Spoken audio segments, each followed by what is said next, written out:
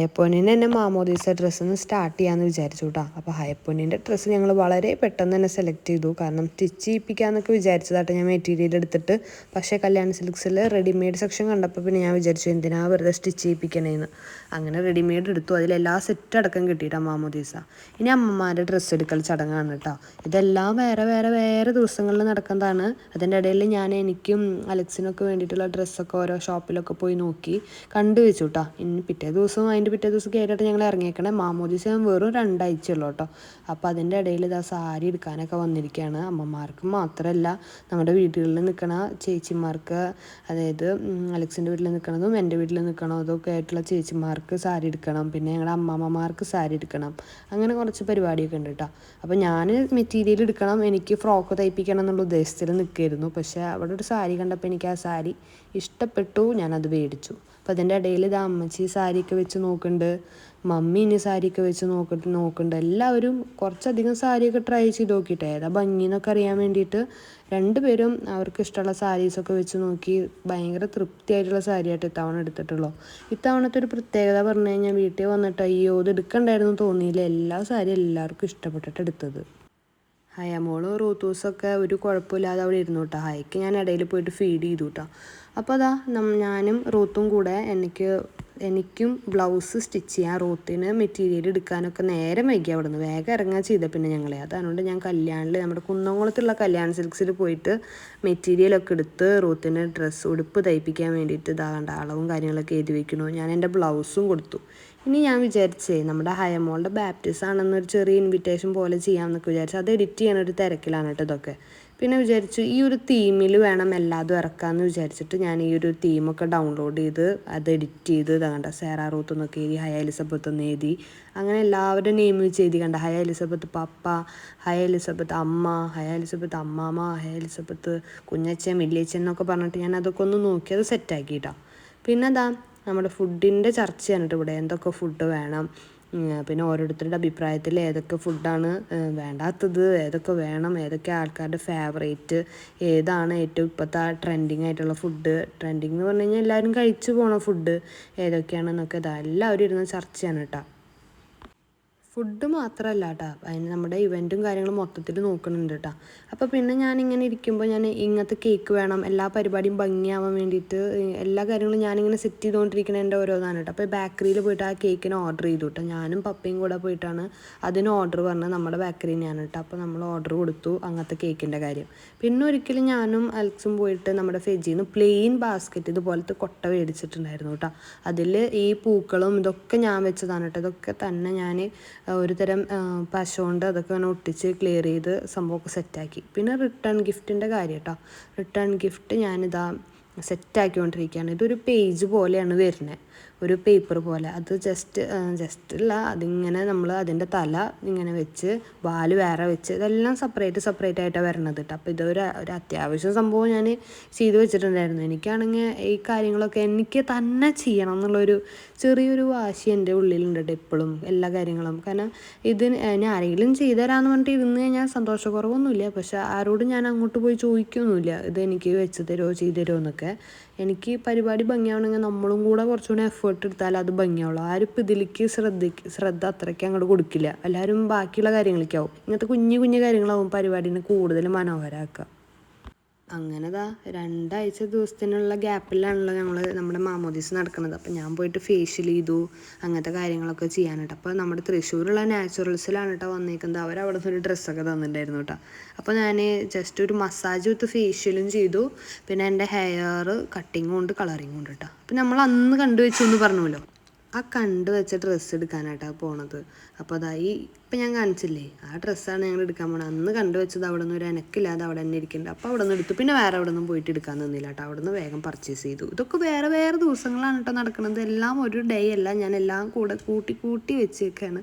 ചില കാര്യങ്ങളൊക്കെ വീഡിയോ എടുക്കാൻ മറന്നുപോയി. ഇത് എക്സസറീസ് എടുക്കാൻ വന്നേക്കാണ് കേട്ടോ, നമ്മുടെ സാരിക്ക് വേണ്ടിയിട്ടുള്ളത്. ഞാനിങ്ങനെ ബോട്ടനൊക്കെ ആയി കാരണം എനിക്ക് മാല വേണ്ട, മമ്മിക്ക് മാലയും കമ്മലൊക്കെ പർച്ചേസ് ചെയ്യാൻ വന്നാട്ടോ. എനിക്കൊരു വലിയ കമ്മൽ വേണം അങ്ങനെ. പിന്നെ റിട്ടേൺ ഗിഫ്റ്റ് നമ്മുടെ ഡിനോസർ മാത്രമായി. ഇപ്പം എനിക്ക് എന്തോ ഒരു ഒരു കുറവ്. ബാപ്റ്റിസത്തിന് ഒരു ഡിനോസറിന് വേണ്ടാന്നുള്ള പോലെ എനിക്ക് തോന്നി. കുട്ടികൾക്ക് അതാവാം, പക്ഷെ നമുക്കൊരു വേറൊരു കൊന്ത പോലത്തെ എന്തെങ്കിലും കൊടുക്കാമെന്നും തോന്നിയിട്ട്. അപ്പം അങ്ങനെ കുറച്ചധികം കൊന്തകൾ ഞങ്ങൾ ഇവിടുന്ന് മേടിച്ചു വിട്ടു. ഒരു മിഠായിയുടെ ഷേപ്പ്, ലവിൻ്റെ ഷേപ്പ്, അതുപോലെ ഒരു എഗ്ഗിൻ്റെ ഷേപ്പ്, ഇത് കണ്ട എഗ്ഗ്, അങ്ങനത്തെയൊക്കെ ഞങ്ങൾ മേടിച്ചു വിട്ടു. പിന്നെ ഒരു ഗെയിം പോലെ വെക്കുന്നുണ്ട് നമ്മുടെ ആങ്കറിനെ. അപ്പോൾ ആ ആങ്കറിനെ ഇങ്ങനെ ഓരോ ഗെയിമുകൾക്ക് സമ്മാനം കൊടുക്കാൻ വേണ്ടിയിട്ട് നമ്മൾ കുറച്ച് നല്ല ചെപ്പിൽ നല്ലൊരു കൊന്തകൾ മേടിച്ച് വെക്കുകയും ചെയ്തു കേട്ടോ. ഇതുപോലത്തെ പല ടൈപ്പുള്ള കൊന്തകൾ എടുത്തുകൊണ്ട് പിങ്ക്, അതുപോലെ ബ്ലൂ, അങ്ങനത്തെ ഒക്കെ പല കളറ് നമ്മൾ അതെടുത്തു. പിന്നെ മിഠായി കൊന്ത എടുത്തു, ലവിൻ്റെ കൊന്തകൾ എല്ലാം പല ടൈപ്പ് എടുത്തു. പിന്നെ ഞാൻ പറഞ്ഞ പോലെ ചെപ്പിൽ കുറച്ച് കൊന്തയും മേടിച്ചു, കാരണം ഗിഫ്റ്റ് പോലെ കൊടുക്കാൻ വേണ്ടിയിട്ട്. അത് ഇത്തിരി നല്ല കൊന്ത, ഇതിങ്ങനെ ഫാൻസി ടൈപ്പ് കൊന്ത. അങ്ങനെയൊക്കെ മേടിച്ചിട്ട് ഞങ്ങൾ പുത്തമ്പള്ളിയിൽ നിന്ന് ഇറങ്ങി ബിഗ് കേക്ക് ഹൗസിൽ നമ്മുടെ വലിയ കേക്കിന് വേണ്ടിയിട്ടുള്ള ഓർഡർ കൊടുത്തിട്ടു. അതായത് അപ്പം മുറിക്കാൻ വേണ്ടിയിട്ട്, ആ ഫംഗ്ഷന് വേണ്ടിയിട്ട് മുറിക്കാൻ വേണ്ടിയിട്ട്. അപ്പം ഞാനൊരു മാലാഖയുടെ തീം നേരത്തെ കണ്ടുവച്ചില്ല, ബാഡ്ജും അങ്ങനത്തെ സാധനങ്ങളൊക്കെ, അതേ തീമിൽ തന്നെ കേക്കും ഞാൻ കണ്ടുപിടിച്ചു കേട്ടോ. അപ്പോൾ അതേപോലെയാണ് കൊടുക്കാൻ ഉദ്ദേശിക്കണേ. അപ്പോൾ ആ കേക്കും അവിടെ ഓർഡർ കൊടുത്തു. പിന്നെ ഈ മിഠായി കുറച്ച് മേടിച്ചിട്ട് ഞാൻ വിചാരിച്ചു ഡിനോസറിൽ ജസ്റ്റ് ഇട്ട് കൊടുക്കാം, അപ്പോൾ അതൊരു കുട്ടികൾക്കൊരു കൗതുകമായിരിക്കുമല്ലോ എന്ന്. ഇതാക്കണത് വേറെ ദിവസമാണ് കേട്ടോ. ഈ മിഠായികളാക്കണതൊക്കെ വേറെ വേറെ ദിവസമാണ്. കണ്ട സുനിതേച്ചിയൊക്കെ രാവിലെ ഉള്ളൊരു ദിവസമാണ് കേട്ടോ ഉണ്ടാക്കണത്. ഞാൻ പറഞ്ഞില്ലേ, എല്ലാം വേറെ വേറെ ക്ലിപ്പുകളാണ്, എല്ലാം ജോയിൻ ചെയ്തിട്ടുള്ളതാണ് കേട്ടത്. അപ്പോൾ ഈ ചോക്ലേറ്റ്സൊക്കെയാണ് ഇതിൽ വെക്കാൻ പോണത്. അപ്പോൾ നമ്മുടെ ഡിനോസർ ഇതൊക്കെ ഒരുവിധം സെറ്റാണ്. ഇങ്ങനെ കാണുമ്പോൾ കുഞ്ഞിതാണെങ്കിലും വേറെ കവറുകളിലൊക്കെ വേറെ ഇരിക്കുന്നുണ്ട് കേട്ടോ. അപ്പോൾ അതാ എൻ്റെ ഈ ഒരു സംഭവം ഒരു ഐഡിയ വന്നു. അപ്പോൾ ഇതിൽ കൊണ്ടിട്ടാലോ എന്നൊരു ഐഡിയ വന്നു. അപ്പോൾ അതാ ഇതിൽ കൊണ്ടിട്ട് നോക്കി. അപ്പോൾ എനിക്ക് തോന്നി എന്തോ ഒരു മിസ്സിങ്, ഈ കൊന്ത മാത്രമാകുമ്പോൾ എന്തോ ഒരു മിസ്സിങ് ഇല്ലേ. അപ്പോൾ അങ്ങനെ ഞാൻ പല ടൈപ്പിൽ അത് പിടിച്ച് നോക്കുമ്പോൾ എന്തോ ഒരു മിസ്സിങ് എനിക്ക് തോന്നുന്നുണ്ട് കേട്ടോ. അപ്പോൾ ഇതൊക്കെ ഓരോരുത്തർക്ക് ഞാൻ അയക്കുകയാണ് കേട്ടോ. ഇത് കാണുമ്പോൾ എങ്ങനെയുണ്ട്, ഇതെങ്ങനെ കാണുമ്പോൾ എങ്ങനെയുണ്ട് എന്നൊക്കെ ചോദിച്ചിട്ട്. അപ്പോൾ എല്ലാവരും നന്നായിട്ടുണ്ടെന്ന് പറഞ്ഞാൽ എനിക്ക് എന്തോ ഒരു മിസ്സിങ് അതിൽ തോന്നാറുണ്ട്. ലവ്, എഗ്ഗ്, നമ്മുടെ മിഠായിയുടെ പോലത്തെ ഷേപ്പുള്ള കൊന്ത.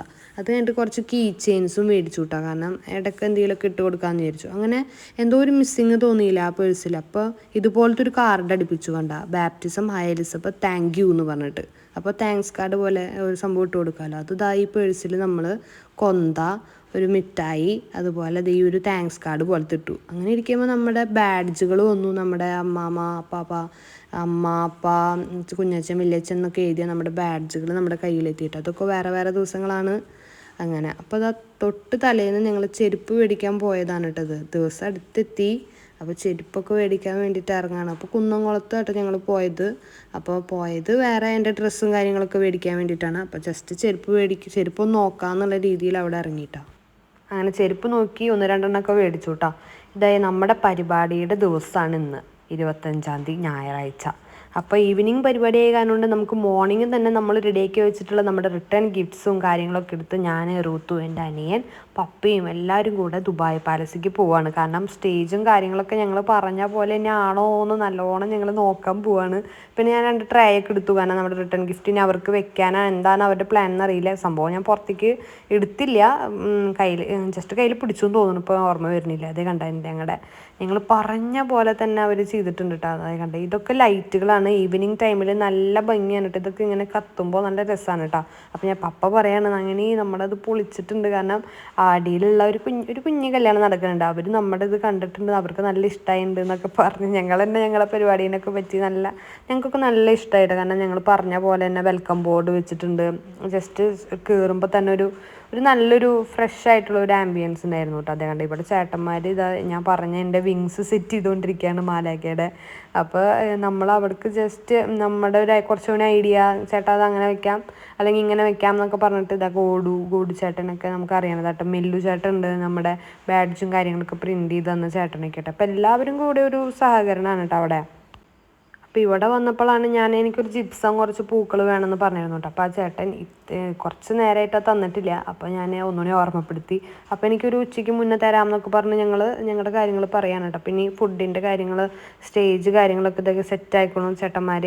അപ്പോൾ അതവിടെ ഭംഗിയായിട്ട് നടന്നുകൊണ്ടിരിക്കുന്നുണ്ട്. ഞാൻ ഉദ്ദേശിച്ച പോലെ തന്നെ അടിപൊളിയായിട്ട്. പിന്നെ ഞാനൊന്നും നോക്കിയില്ല, കാരണം എനിക്ക് മനസ്സിലായി ഇനി അത് അടിപൊളിയാവാനുള്ളതാണ് ആ സ്റ്റേജ്. പിന്നെ ഞാൻ അധികം ടെൻഷൻ അടിക്കാൻ പോയില്ല കേട്ടോ. നമ്മുടെ കേക്ക് വരും ഇതിൽ, അതൊക്കെയാണ് കേട്ടോ ഞാൻ ഇവിടെ പറഞ്ഞുകൊണ്ടിരിക്കുന്നത്. ഇതൊക്കെ നമ്മുടെ കേക്ക് വരും, ഇവിടെ മാലാഖ വരും ഒക്കെ ഞാൻ പറഞ്ഞുകൊണ്ടിരിക്കുക. പിന്നെ ഞാൻ മൊത്തം വിചാരിച്ചു വോയിസ് ഓവർ കൊടുക്കാം, പിന്നെ അതും ഇതൊക്കെ കയറി വരുമ്പോൾ പിന്നെ ബുദ്ധിമുട്ടാവണ്ടല്ലോ വിചാരിച്ചു. ഈ പൂക്കളൊക്കെ ജസ്റ്റ് ഡെക്കറേഷന് വെക്കുന്നതാ കേട്ടോ.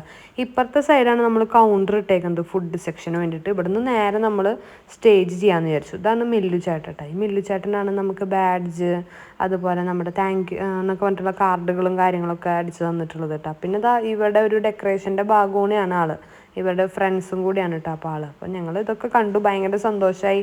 ഞങ്ങൾക്ക് ഭയങ്കര ഇഷ്ടപ്പെട്ടു. ഞങ്ങൾ പറഞ്ഞ പോലെ തന്നെയാണ് ഫുഡിൻ്റെ കാര്യങ്ങളും ആ കൗണ്ടറുകൾ ഇടുന്നതൊക്കെ ഞങ്ങൾ പറഞ്ഞ പോലെയാണ്. അപ്പോൾ അതിൻ്റെ സന്തോഷത്തിൽ ഞങ്ങൾ തിരിച്ച് പോവാണ്. ഇനിയാണ് വേറെ പണികൾ തുടങ്ങാൻ പോണത്. ഞങ്ങളന്ന് ബിഗ് കേക്ക് ഹൗസിൽ പറഞ്ഞ കേക്ക് ഇതാ ചേട്ടൻ കൊണ്ടുവരികയാണ് കേട്ടോ. അപ്പോൾ ഇതിൽ മാലാഖയുടെ തീമാണല്ലോ ഞാൻ പറഞ്ഞത്. അപ്പം ഞാൻ പറഞ്ഞ മാലാഖ ഇത് അവർ ചെയ്തത് കുറച്ച് ഒരു ബുബ്ലു പോലെ. അപ്പോൾ മമ്മി ഇങ്ങനെ പറയാണ് കേട്ടോ, മാലാഖയുടെ കവൾ ഇത്തിരി വീർത്തോ എന്നൊക്കെ ചോദിക്കാൻ കേട്ടോ. അപ്പോൾ നമ്മുടെ മറ്റേ കേക്ക് സെറ്റാണ്, അതൊക്കെ അടിപൊളിയായിട്ട് നമ്മുടെ ബേക്കറിയിൽ പറഞ്ഞതൊക്കെ അടിപൊളിയായിരുന്നു കേട്ടോ. അപ്പോൾ അന്നത്തെ ദിവസം നമുക്ക് സ്പെഷ്യലായിട്ട് നമുക്കൊരു ആൾ നമ്മുടെ വീട്ടിൽ വന്നിട്ട് ഈ കാറ്, ഈ കുഞ്ഞി കാറ്, ഈ ബാറ്ററിയുടെയാണ് കേട്ടോ ഈ വണ്ടി. അപ്പോൾ നമ്മളത് അന്നത്തെ ദിവസം നമുക്ക് ഡെലിവറി ചെയ്തു വിട്ടത്. റൂത്തിൻ്റെ സമയത്ത് നമ്മളെ പറഞ്ഞാൽ നമ്മൾ മാമോദിസയ്ക്ക് ഇറക്കി. ഈ ഒരു വണ്ടി പുതിയത് ഹയേടം മാമോദിസയ്ക്ക് വന്നു. അങ്ങനെ ഞാൻ എൻ്റെ മേക്കപ്പ് ഒക്കെ കഴിഞ്ഞിട്ട് പപ്പ എന്നെ കൊണ്ടുവരികയാണ് കേട്ടോ, ഓരോ വർത്താനൊക്കെ പറഞ്ഞിട്ട്. അപ്പോൾ അന്ന് കിട്ടിയ വണ്ടിയിൽ ഞാൻ മേക്കപ്പ് ഒക്കെ ചെയ്ത് വരികയാണ്. അപ്പോൾ നമ്മുടെ ഹയമോളുടെ ബാപ്റ്റിസം അടിപൊളിയായിട്ട് കഴിഞ്ഞു കേട്ടോ. അങ്ങനെ ഹയപ്പോൻ്റെ ഒരു ക്രിസ്ത്യൻ കുട്ടിയായി, ദേവക്കുട്ടിയായി അവള്.